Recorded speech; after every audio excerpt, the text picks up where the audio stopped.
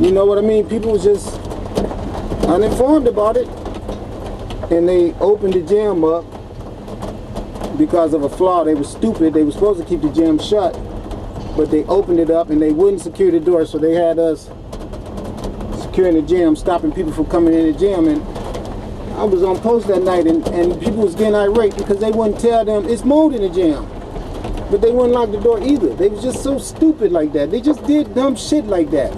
Instead of locking the gym, they make us stay there and tell people that come to the gym, I'm sorry, the gym is not open this evening. Now, some of the people had walked all the way from the other side of the complex, and they pissed. They done jogged over there in the rain and shit, and then here go me and my security guard standing out there telling them they can't get into the damn gym. And it's like, well, why didn't you guys post a sign and all this stuff? And we have to deal with that. So you know what I did?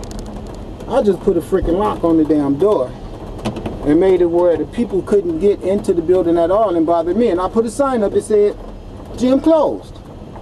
Only problem is, my dumb ass forgot to take the lock off the next morning when I went home from work. So now here, feel me on this. When management team came in and saw a lock on the door, they was like, oh, somebody put a lock on the door.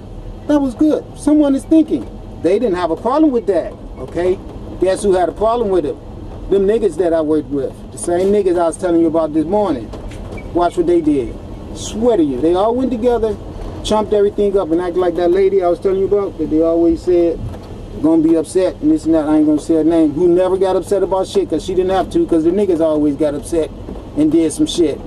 That lady didn't have to do nothing. Everybody else did her job for her. They did the firing, the hiring, and everything. This lady had a gravy-ass job. She didn't have to do nothing but come to work and watch everybody else make a fool out of themselves.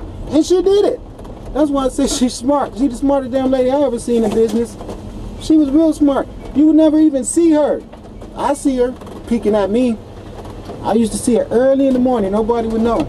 She'd be all walking her dogs. I didn't even know that was her. This is how smooth her ass was. And then my dude put me up on game. He said, I told him one day, I said, man, I never see the lady. They always talking shit about her. He looked at me. He was my supervisor. He looked at me and he said, hey, you know that lady you see be walking them dogs? I said, yeah. He said, that's her. I said, word? He said, that's her. That lady was that smooth. I worked there almost a whole year and never once met her. But she knew all about me. Because she used to watch me and see what kind of job I was doing. That's why I didn't have no problems with her. She never had a problem with me. It was them niggas that got me kicked out of that post. But it backfired on their ass, because watch this. Let me tell y'all guys what happened. One night a man got killed out there. The man that got killed was he was a bodybuilder that had took too many steroids one night. But I knew that guy. I used to see him all the time. He not only was he a bodybuilder, he was a body trainer. He used to train people for $65 an hour. So I knew him. So one night I guess he put a little bit too much shit in them steroid injector, and he flipped out. When he flipped out, the security team was nowhere to be found. I know why. They was all somewhere asleep. This man that ran around raising hell so long that the police show up before the security people do. Now you know there's something wrong with that.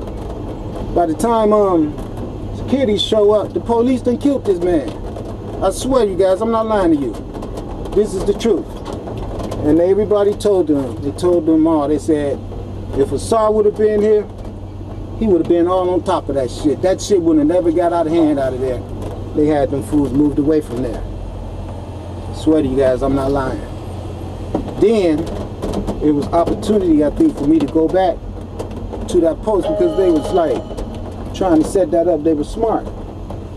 They found out that I was going to be the post commander over there whether I wanted to or not. I was like, bullshit, I ended up finding me a job somewhere else.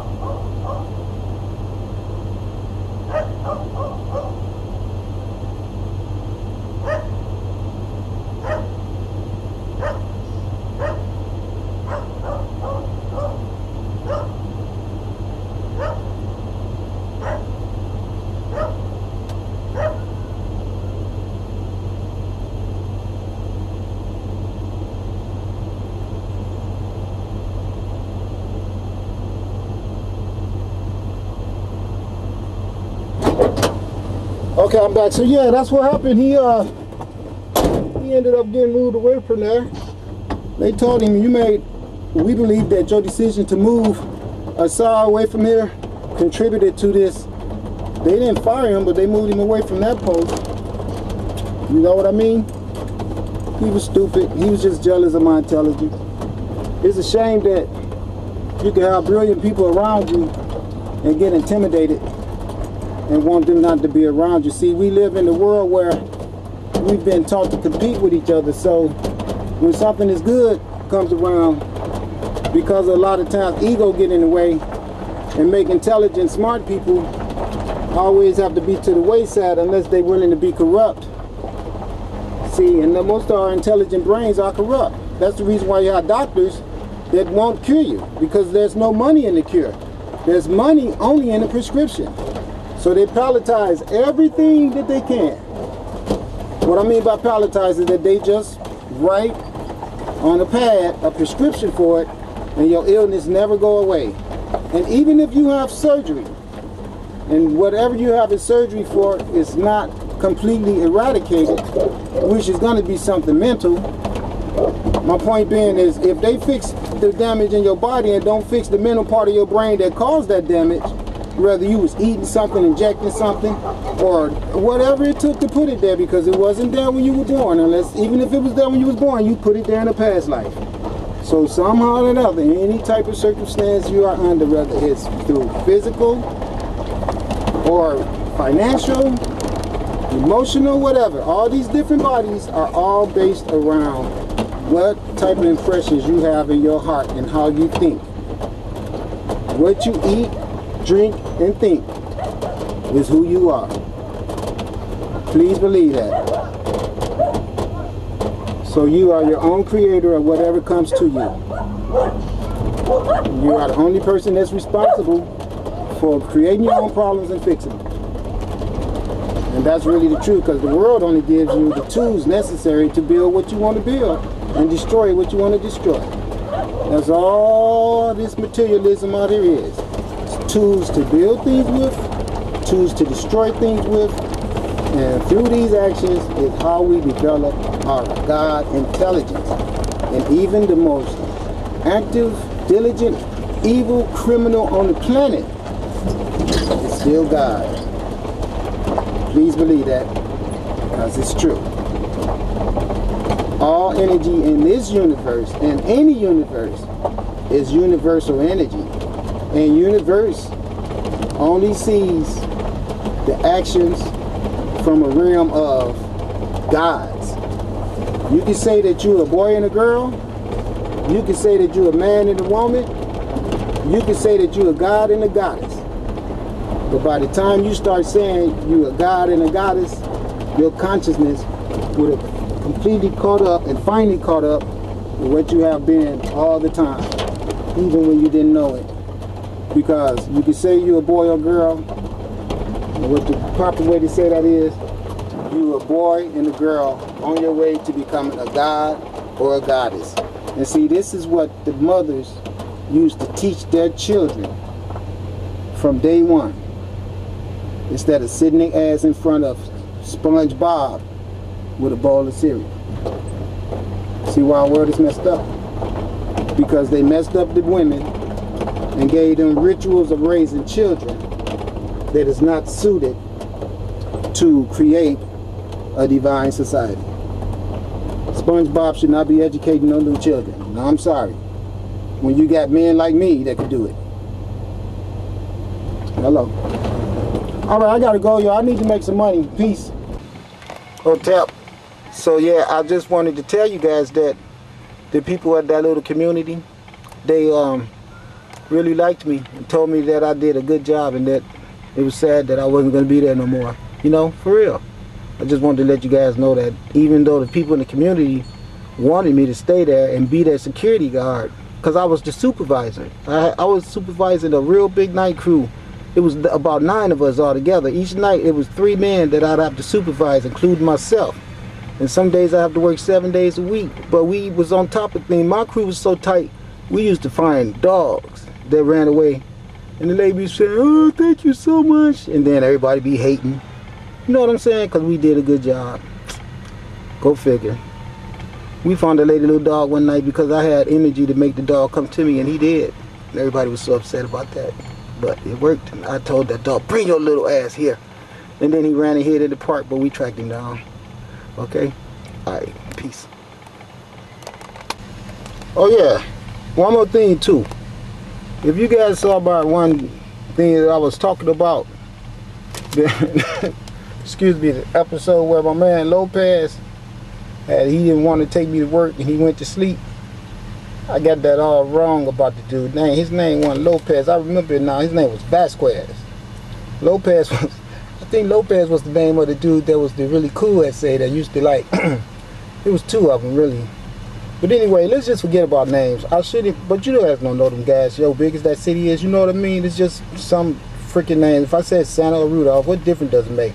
It make a difference to me because if Vasquez himself hear the story, he won't know I'm talking about him. So yeah, Vasquez, I'm talking about your bitch ass, all right? But for the Lopez people out there and everything, I'm gonna do a retraction on that because I messed up. This guy's name was Vasquez, not Lopez, all right? I just thought I'd do that because it's the right thing to do. I don't want to put such a horrible action on the wrong name, you know what I'm saying? Because it's a lot in the name, believe it or not. Somebody once asked, what's in the name? Guess what? Every damn thing is. Peace. Okay, you see this right here? That's an ankh. That's what I tell you guys when I say the tree of life. See what it look like? A human body. The circle on the top is a head, the two arms pointed out to the side, and the male phallus at the bottom, female's vagina on top, and the two little things that go east and west is those polarities, ovaries, testicles, and that little thing you see shining in the light right there in the background, that'll be the sunlight reflecting off of a car.